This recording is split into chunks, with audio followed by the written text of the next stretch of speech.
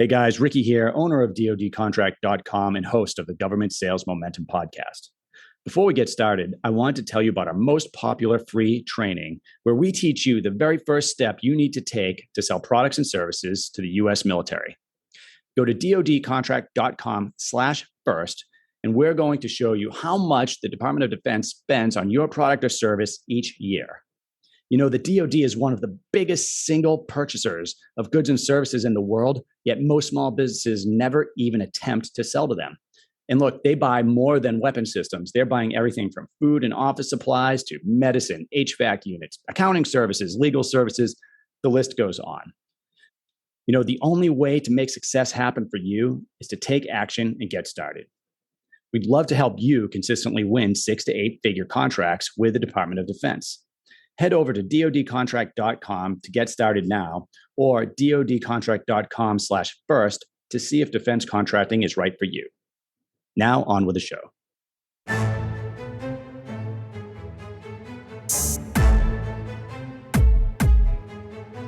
Hey guys, Ricky here with DoD Contract Academy. Thank you for tuning in to today's podcast. So today I want to change a little bit from what we're usually talking about, whether we're interviewing a company that is succeeding at selling to the government and to the U.S. military, or maybe a subject matter expert that is helping us talk about, like in our last episode, about GSA or other transaction authority or some of the, intricacies, I guess you could say, of federal sales. Hey guys, Ricky here with DoD Contract Academy. Thank you for tuning in to today's podcast. Today I want to talk a little bit about engagement because, I spend a lot of time on the strategies and tactics involved with identifying opportunities early and influencing, and how important it is to have relationships and set up meetings and conversations. But all that being said, everything that we talk about in the podcast and, with our students at the DoD Contract Academy, at the end of the day, you do have to take shots on goal if you want to win. So that's very important. And what I mean by that is formal engagement, formal response with the government. So I don't want to give the impression, because I do talk about spending a lot of time in the pre-solicitation phase of engagement with the government. But eventually, you do have to put a proposal together and engage on a solicitation. Typically, right? Unless we're talking about a sole source contract or upselling, a client that you already have, a government client that you already have. So let's talk about some ways you can officially engage. They don't all have to be proposals on solicitations, but if you spend, let's talk about one first. If you spend a considerable amount of time responding to RFIs and sources sought, having conversations with the program managers and maybe the requirements people on a certain effort, right? In an attempt to influence the solicitation, influence the people buying to purchase from your company.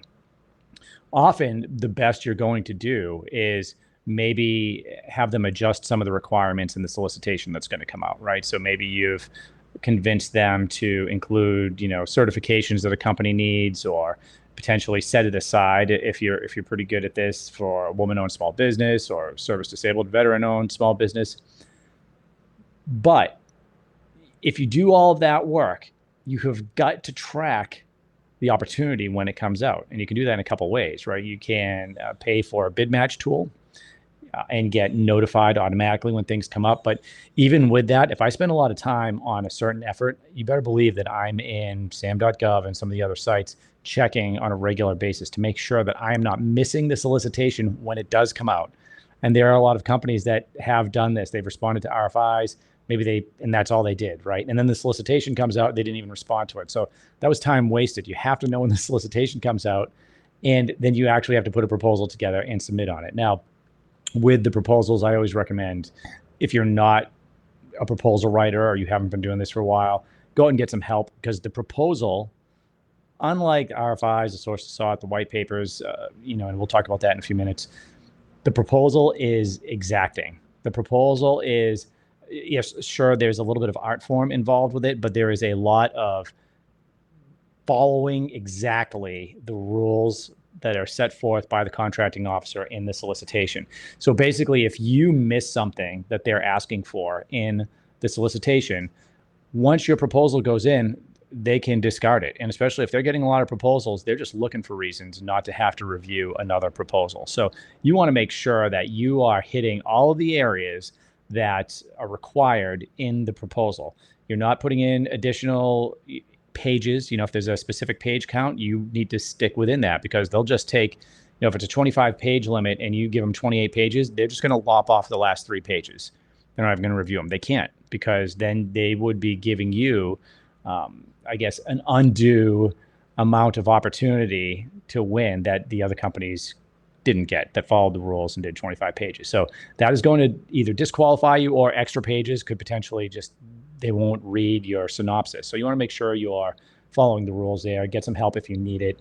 Now, that's not to say that there isn't a more subtle aspect to the proposal process, because there is. So often you're going to have, the direct requirements, and that's something that you can get at by putting together a requirement matrix to ensure that you hit all the points that they're looking for. But typically there's also a more subtle aspect to writing a proposal, really hitting the nuance of what the contracting officer was getting at when they put that together, the solicitation together. And of course, they're putting that together with guidance from the program managers and the engineers and whatnot. So you want to also have that level of understanding. So again, get help if you need it, but you do have to engage on those solicitations, especially the ones you've been influencing. Now, let's talk about other ways you can formally engage, because these engagements are what are going to lead you to be on contract with the government, right? RFIs and sources sought those are engagements. Those are, when you're putting those responses together, you're officially telling the government, hey, I'm interested in this. Yes, you are influencing potentially a solicitation that's going to come out. But let's talk about some other things you're doing.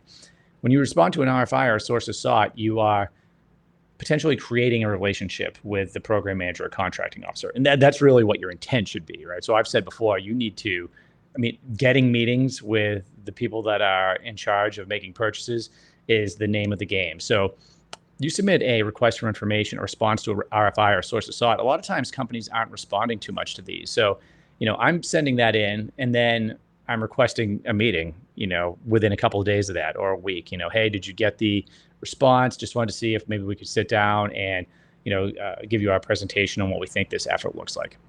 A lot of times that's going to be met with optimism, and they'll ask you to come in. So at that point, they're not restricted yet. Like when the solicitation comes out, you're probably not going to be getting meetings with the PM and the contracting officer. Not always, but typically at that point, that's when the handcuffs are on. So we're before that. So that's going to help you. You're engaging. You can potentially get in the office. And by the way, if you're one of only a few companies that can really solve the problem that the contracting team is trying to solve, this could lead to a sole source effort, right? You might be 8A, you might be a service disabled veteran-owned small business.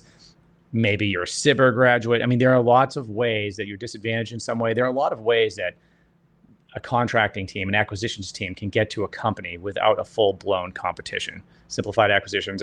There are a lot of ways. So potentially what you're doing is you're getting to a faster or more direct contracting route by submitting on one of these marketing things. The other thing is, and let's just talk about responding to an RFI or sources sought versus just you reaching out to maybe a program manager that works on something related to what you're doing.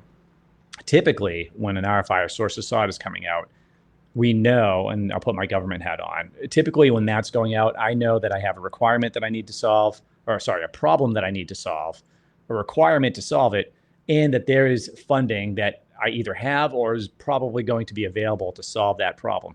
And those are really the 3 things that need to happen on an acquisition side, on the government acquisition side, in order for us to put a company on contract.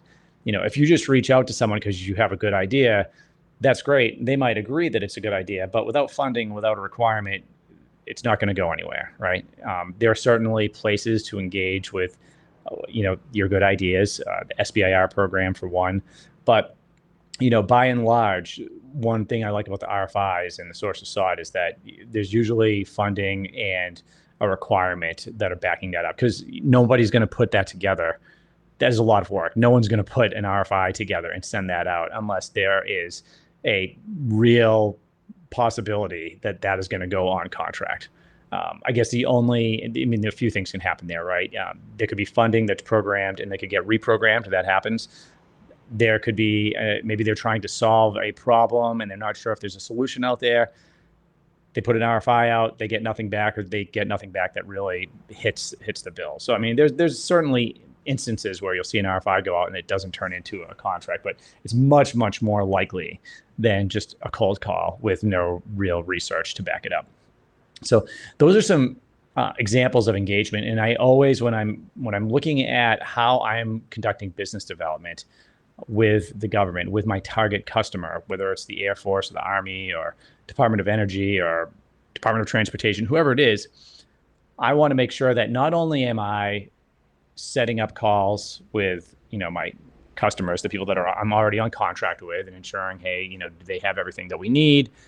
Do they know anybody that may need what we're providing? I'm always looking for different potential. Well, we'll have another episode about killing elephants versus going after chasing squirrels. Kind of depends on what you're selling. But, if there are big efforts out there that my product or solution can engage on, I want to know about those. So I spend some time researching those and making sure that, I can set up meetings with those program managers and contracting officers and see, how we might fit.